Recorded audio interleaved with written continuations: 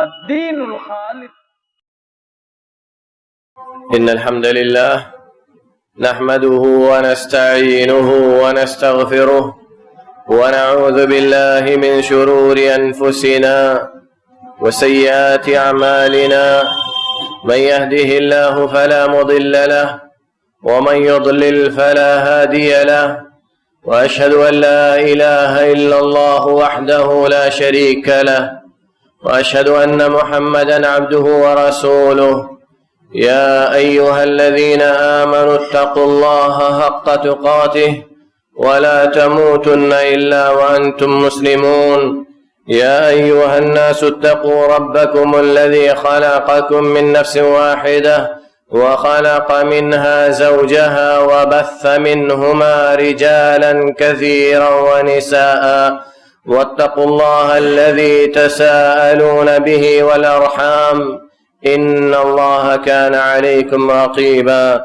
يا أيها الذين آمنوا اتقوا الله وقولوا قولا سديدا يصلح لكم أعمالكم ويغفر لكم ذنوبكم ومن يطع الله ورسوله فقد فاز فوزا عظيما. أما بعد فإن أصدق الحديث كتاب الله وخير الهدي هدي محمد صلى الله عليه وسلم وشر الأمور محدثاتها وكل محدثة بدعة وكل بدعة ضلالة وكل ضلالة في النار. أعوذ بالله السميع العليم من الشيطان الرجيم.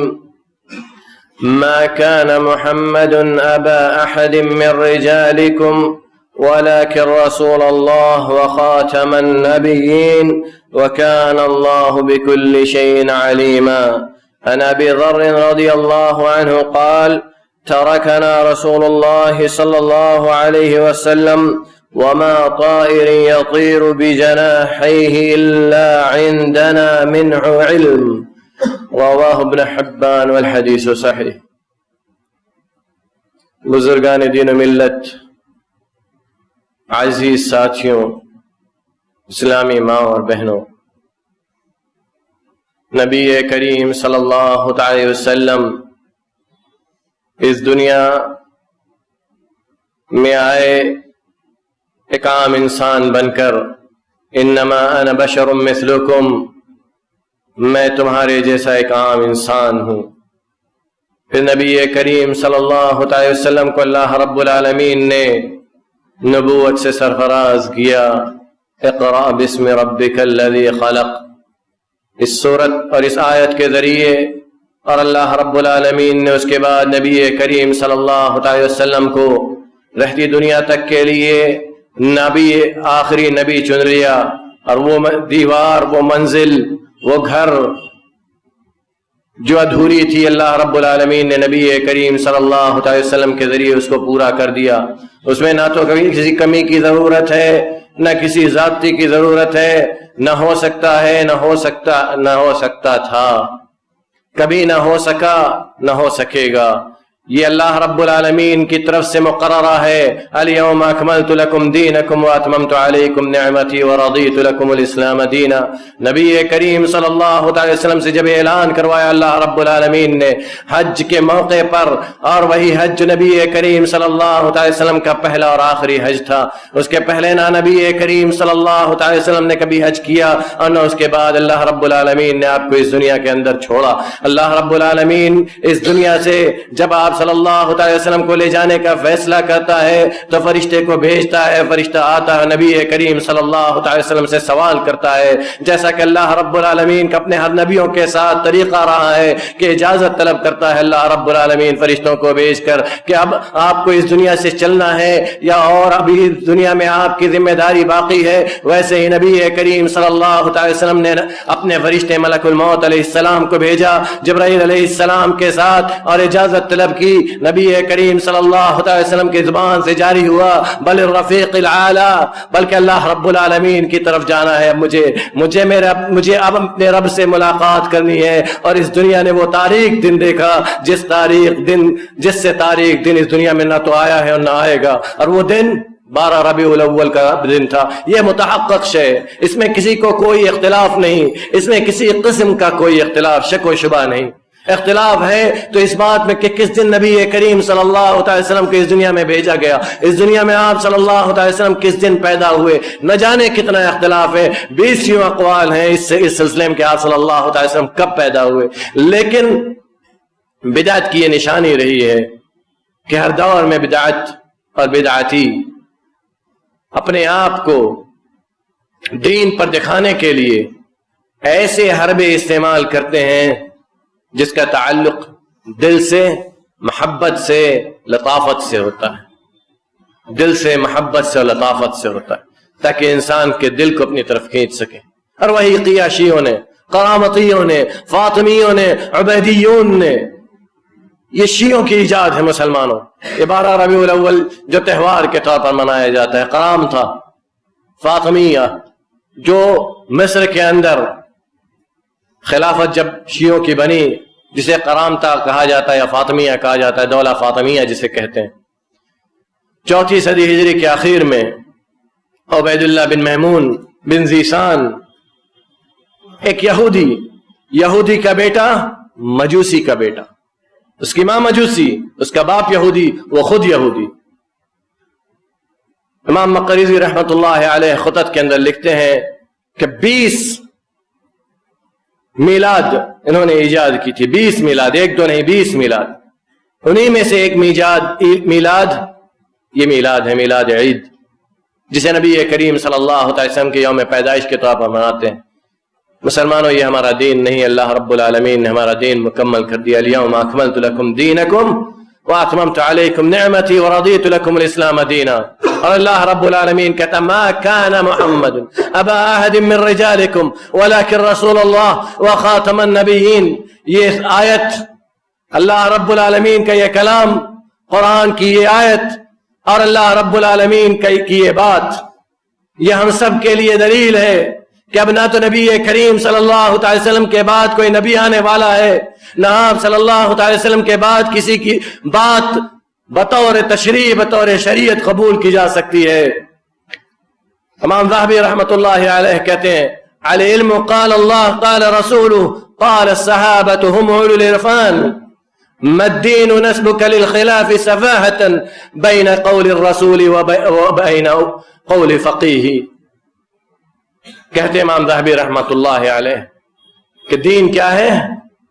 صرف جو اللہ رسول صلی اللہ علیہ وسلم کہہ کر چلے گئے اور صحابہ نے جس پر عمل کر کے ہمیں دکھا دیا، ہم اولو العرفان، وہی عقل والے لوگ تھے۔ ما الدین نسبک للخلاف صفاحۃ، جو انسان یہ کہے کہ اس کے اندر اختلاف ہے بین قول الرسول و قول فقیہ، فلاں فقیہ نے یہ بات کہی ہے اگرچہ وہ رسول اللہ کی حدیث کے خلاف ہے، تو کیا ہے؟ یہ بیوقوفی کے علاوہ کچھ بھی نہیں ہے۔ اعتبار، اختلاف کا اعتبار مسلمانوں، یہ بہت اہم نقطہ ہے، اس کو ہمیشہ یاد رکھنا۔ اختلاف کا اعتبار کب کیا جاتا ہے؟ کسی مسئلے میں اختلاف کب معتبر ہوتا؟ اگر اس مسئلے کے اندر صحابہ، تابعین، تبع تابعین یا کسی زمانے میں اجماع ہو گیا، اس کے بعد لوگوں نے اس میں اختلاف کیا، تو اس اختلاف کا کوئی اعتبار نہیں۔ اور تینوں قرون مفضلہ یعنی تینوں صدیاں اس بات پر متفق ہیں کہ نبی کریم صلی اللہ علیہ وسلم کی میلاد نہیں منانی ہے۔ اور اب 4 صدی کے آخر میں یہودی ابن مجوسی اگر کوئی میلاد ایجاد کرتا ہے تو وہ سوائے بدعت کے کچھ نہیں ہو سکتا، سوائے بدعت کے کچھ نہیں ہو سکتا۔ اللہ کے امام وہابی رحمت اللہ علیہ ہی کہہ رہے ہیں مسلمان کہ صحابہ اکرام متفق ہیں، اور یہ اتہام ہے، یہ میلاد، جو لوگ میلاد مناتے ہیں، یہ اتہام ہے کن پر؟ رسول اللہ صلی اللہ علیہ وسلم پر، اللہ پر، اللہ پر، رسول پر، صحابہ پر، امہات المومنین پر، آپ صلی اللہ علیہ وسلم کے آل پر، حسن اور حسین پر، علی پر، فاطمہ پر، زینب پر، ام کلثوم پر، رقیہ پر، عائشہ پر، میمونہ پر، حفصہ پر. یہ اتہام ہے، یہ اتہام ہے ان لوگوں پر جن لوگوں نے اپنی جان کو نبی کے لیے قربان کر دیا، اپنی جان کو دین کے لیے قربان کر دیا، اپنی جان کو نبی اللہ رب العالمین کے قول کے آگے کچھ نہیں سمجھا، اپنی جان و مال سب کو لگا دیا صرف اس دین کو قائم رکھنے کے لیے. صرف اللہ رب العالمین کی اس آیت ما کان محمد ابا احد من رجالکم ولکن رسول اللہ وخاتم النبیین کے لیے نہ جانے کتنے علماء نے اپنی جانوں کو قربان کیا صرف یہ بتانے کے لیے کہ اب نبی نہیں آنے والا، اب نہ تو دین میں زیادتی ہو سکتی ہے، نہ کمی ہو سکتی ہے، نہ دین میں اضافہ ہو سکتا ہے، نہ نقص ہو سکتا ہے. یہ دین مکمل ہے، اس دین میں کسی کمی اور زیادتی کی نہ ضرورت تھی، نہ ہے اور نہ رہے گی. یہ دین مکمل ہے، اس دین کے اندر کسی انسان کے قول کی ضرورت نہیں. یہ دین اللہ کا دین ہے، یہ شریعت محمد صلی اللہ علیہ وسلم کے ذریعے لائے ہوئی اللہ کی شریعت ہے. اس دین کو اللہ رب العالمین نے اللہ خاتم النبیین کے ذریعے سے مکمل کر دیا. اپنا تو نبی کے بعد کوئی نبی آنے والا ہے، یہ قادیانیوں کا رد ہے. نہ نبی کے بعد کسی کی بات کو تسلیم کیا جا سکتا ہے، یہ بدعتیوں کا رد ہے. اللہ رب العالمین نے بڑے صاف لفظوں میں کہہ دیا.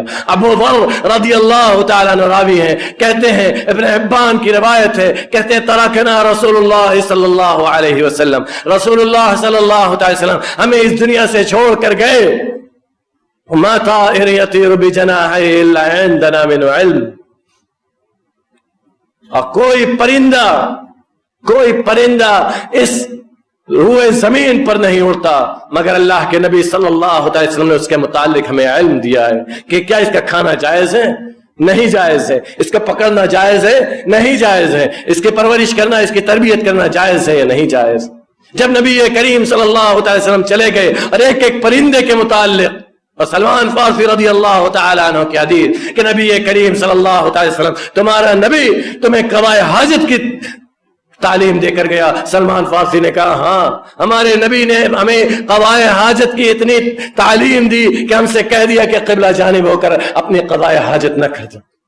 ہمارا نبی وہ تھا جس نے ہمیں قضائے حاجت کے طریقے بھی سکھلا دیے. یہ کیسے ممکن تھا، یہ کیسے ممکن تھا کہ نبی اتنی بڑی بشارت کی چیز کہ ہم نبی کی میلاد منائے، نبی نے ہم سے نہیں کہا، کسی صحابی سے نہیں کہا، اپنی ازواج مطہرات سے نہیں کہا، اپنے بیٹیوں سے نہیں کہا، اپنے دمادوں سے نہیں کہا، اپنے نات نواسوں سے نہیں کہا، ان لوگوں سے نہیں کہا جن کو اللہ کے نبی صلی اللہ علیہ وسلم نے جنت کا سردار بتایا، ان لوگوں سے نہیں کہا جنہیں نبی کریم صلی اللہ علیہ وسلم نے مسلمانوں کے بیچ فیصل قرار دیا، حسن اور حسین کو.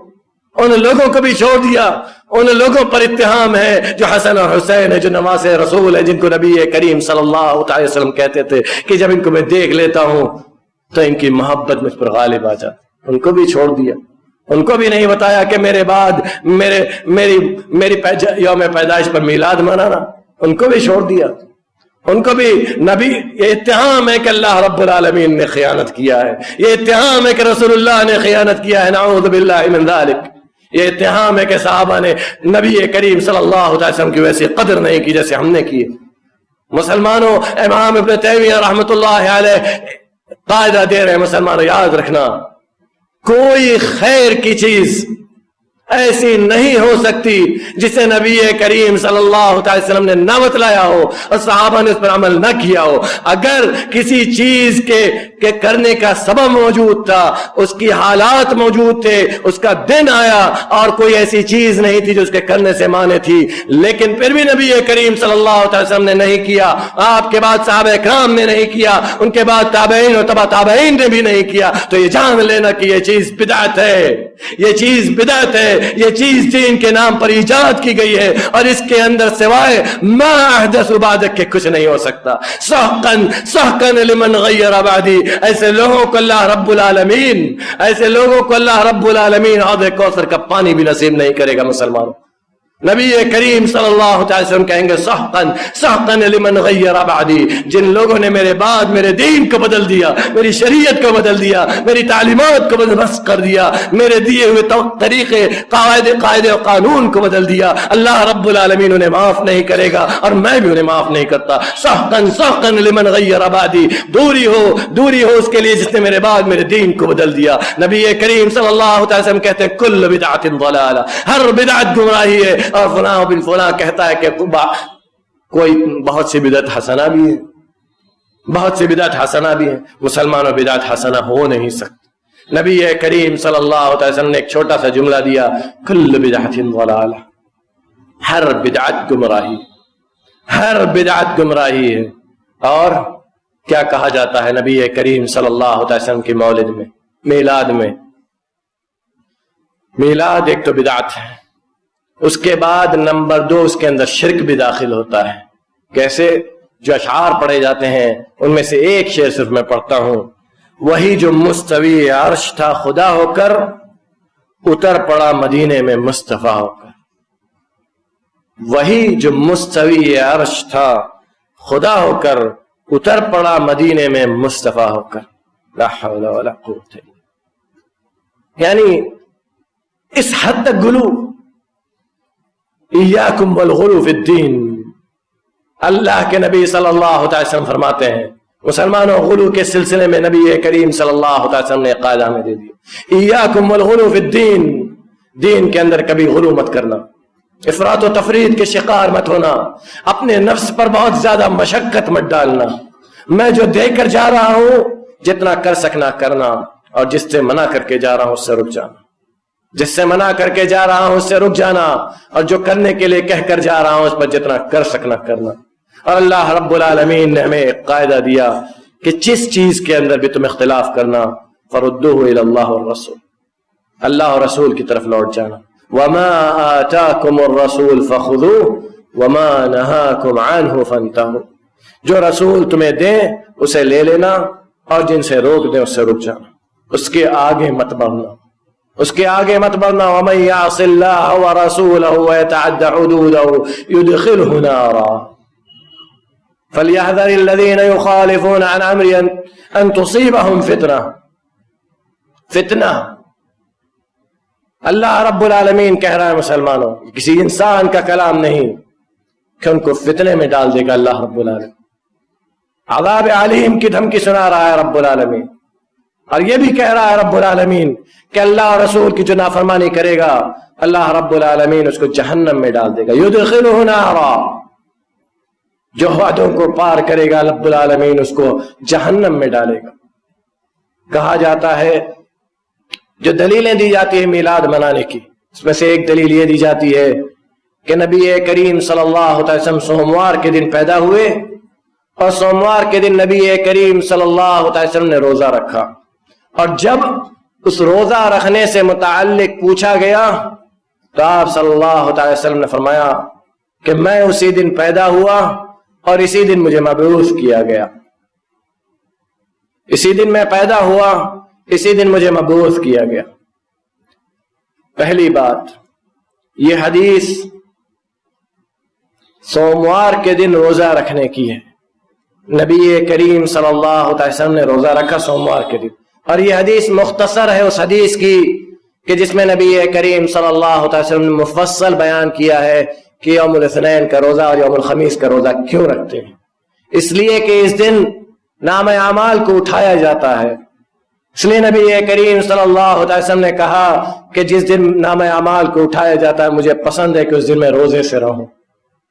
اور نبی کریم صلی اللہ علیہ وسلم نے صرف یوم الاثنین یعنی سوموار کے دن روزہ نہیں رکھا ہے بلکہ جمعرات کے دن بھی روزہ رکھا ہے، اور نبی کریم صلی اللہ علیہ وسلم نے ہر چاند کے مہینے کی 13، 14، 15 کو بھی روزہ رکھا ہے۔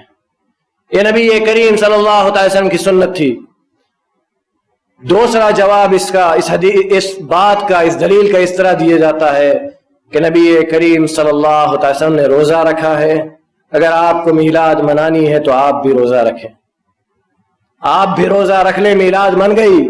یہ حلوے مانڈے، یہ پکوان، یہ اور باقاعدہ فتوے، यौम 12 रबीउल अव्वल के दिन रोजा रखने के मकरूह होने का फतवा, ये सब कुछ इस बात पर दलील है कि आप हराम सुन्नत से हटे हुए हैं, शरीयत से फिरे हुए हैं, क्योंकि अल्लाह रब्बुल आलमीन ने सिर्फ 2 दिनों का रोजा हराम करार दिया है, मकरूह नहीं।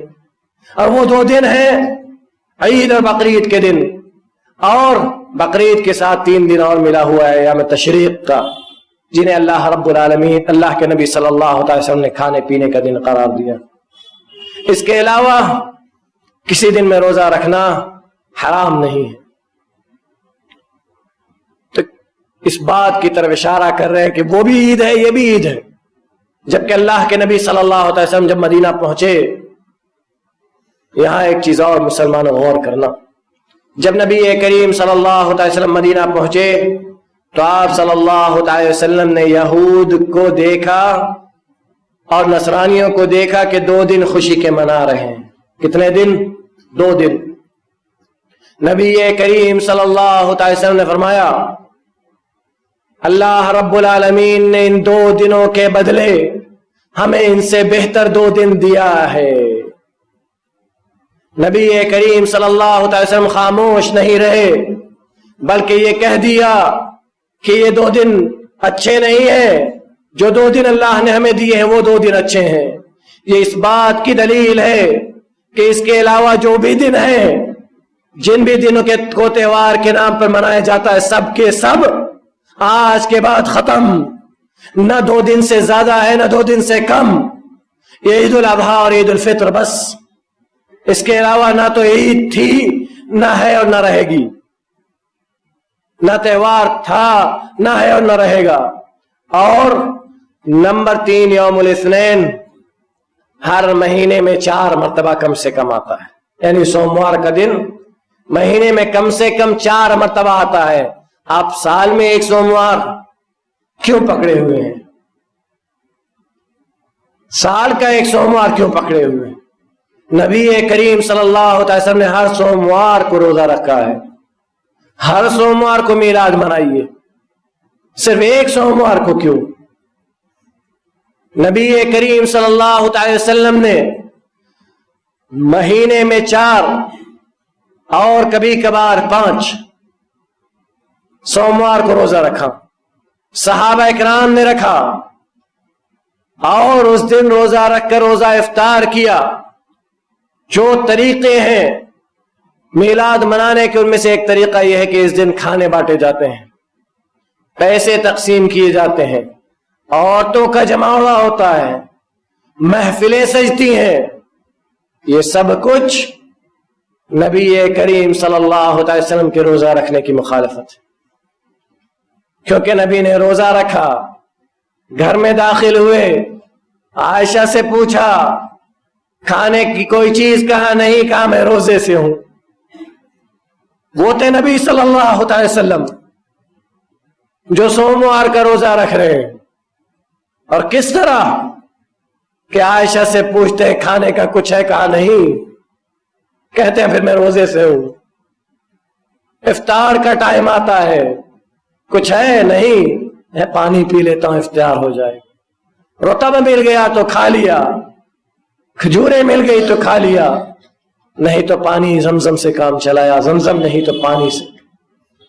वो थे रसूलुल्लाह सल्लल्लाहु अलैहि वसल्लम। और हम हैं सबीलें, देगे चढ़ी हुई हैं, किस नाम पर? मीलाद के नाम पर। क्यों? नबी की यौम पैदाइश है, नबी से मोहब्बत का इजहार है। अगर किसी ने नहीं मनाया तो वो नबी का गुस्ताख है।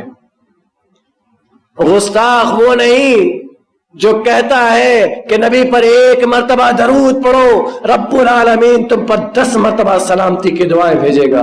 गुस्ताख वो है जो कहता है साल में 1 मरतबा सिर्फ नबी को याद कर लो। 1 मरतबा याद करने वाला गुस्ताख हो सकता है, 1 मरतबा और हर मरतबा दरूद पढ़ने की का हुक्म देने वाला, और कम अज कम दिन में 5 मरतबा तो दरूद हर मुसलमान पढ़ता ही है, इल्ला माशा अल्लाह। 5 मरतबा نبی کو یاد کرنا، نبی پر سلامتی کی دعا کرنا، نبی نے جو حکم دیا اس پر عمل کرنا، یہ نبی کی محبت ہے، یہ نبی سے محبت ہے، اور یہی نبی کی محبت کی علامت ہے۔ نبی سے محبت یہ نہیں ہے کہ سال میں ایک مرتبہ میلاد منا لیا۔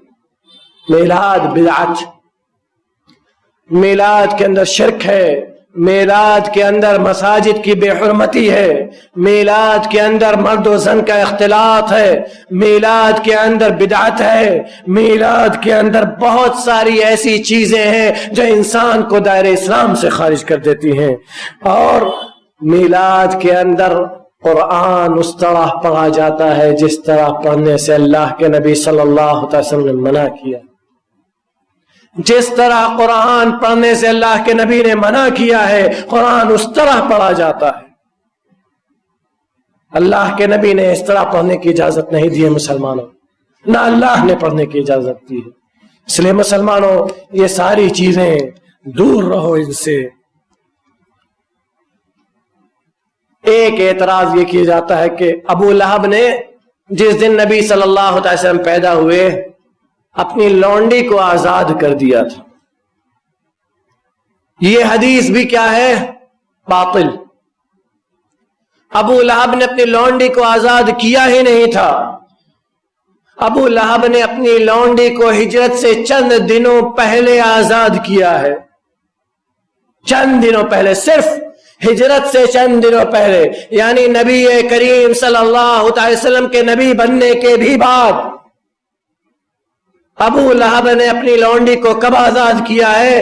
نبی کریم صلی اللہ علیہ وسلم کے نبی بننے کے بھی بعد، ہجرت سے چند دنوں پہلے۔ صرف یہی ایک واقعہ ہے جس سے یہ لوگ بہت پکڑ کے اچھلتے ہیں کہ ابو لہب نے اس دن آزاد کر دیا۔ سوموار کے دن نبی نے روزہ رکھا، رکھو روزہ، مناؤ میلاد اس طرح اگر منانی ہے، جو کہ میلاد جس کو کہنا ہی غلط ہے، کیونکہ میلاد یعنی کسی کی تہوار، کسی کے نام پر تہوار منانا، خوشی منانا، یعنی اس دن روزہ نہ رکھنا ہے، اور ہم روزہ رکھ رہے ہیں، اس کا مطلب ہے کہ میلاد کے مخالف ہیں۔ نبی نے میلاد نہیں منایا، سب سے بڑی دلیل یہی ہے کہ نبی نے روزہ رکھا، صحابہ اکرام نے رکھا، امہات المومنین نے رکھا، ازواج مطہرات نے رکھا، حسن حسین نے رکھا۔ حسن رضی اللہ تعالی عنہ جن کی بیویوں کی تعداد بہت زیادہ ہے، وہ بھی یوم الاثنین اور یوم الخمیس کو روزہ رکھتے تھے، یوم الاثنین اور یوم الخمیس کو روزہ رکھتے تھے، سوموار اور جمعرات کے دن روزہ رکھتے تھے۔ تابعین، تبع تابعین، تینوں طبقہ جسے قرون مفضلہ یعنی پہنچے ہوئے لوگ، اللہ کے ولی جنہیں کہا جاتا ہے، ان میں سے کسی نے میلاد نہیں منائی۔ میلاد منایا تو کس نے؟ یہودی کے بیٹے اور مجوسی کے بیٹے نے، اس کی ماں مجوسی، عبید اللہ بن میمون بن زیسان، اس کا باپ وہ یہودی، اس کا باپ یہودی، اس کی ماں مجوسی۔ اس نے ایجاد کیا ہے میلاد کو، عید میلاد النبی کو۔ اس لیے مسلمانوں ان ساری چیزوں سے دور رہو، ورنہ قیامت کے دن اللہ رب العالمین نبی سے کے ہاتھوں حوض کوثر کا پانی پینے سے محروم کر دے گا۔ سحقاً سحقاً لمن غیر بعدی۔ نمازیں بھی پڑھی ہوں گی، وضو بھی کیا ہوگا، سجدے بھی کیے ہوں گے، لیکن بدعتیں کی ہیں۔ اللہ رب العالمین پینے نہیں دے گا، جانے نہیں دے گا۔ نبی کہیں گے کیا ہو گیا، میری امتی ہے۔ اللہ کہے گا تجھے نہیں معلوم، تیرے بعد دین کو ان لوگوں نے بدل دیا۔ اللہ کے نبی کہیں گے سحقاً سحقاً لمن غیر بعدی، میرے بعد جس نے دین کو بدل دیا اس کے لیے دوری ہو۔ اللہ رب العالمین ہمیں صحیح معنوں پر دین پر عمل کرنے کی توفیق عطا فرمائے۔ الہ العالمین تو ہمیں دین پر قائم رہنے کی توفیق عطا فرما، اپنے نبی کی سنت کا سچا پکا شہدائی بنا دے، اپنے نبی سے محبت کرنے والا بنا دے۔ الہ العالمین تو ہم سب کو جب تک اس دار فانی میں زندہ رکھ، اسلام پر عقیدہ توحید کے ساتھ زندہ رکھ، جب ہمارا خاتمہ ہو تو خاتمہ میں خیر ہو۔ وصلی اللہ علی نبینا محمد وعلی آلہ وصحبہ وسلم۔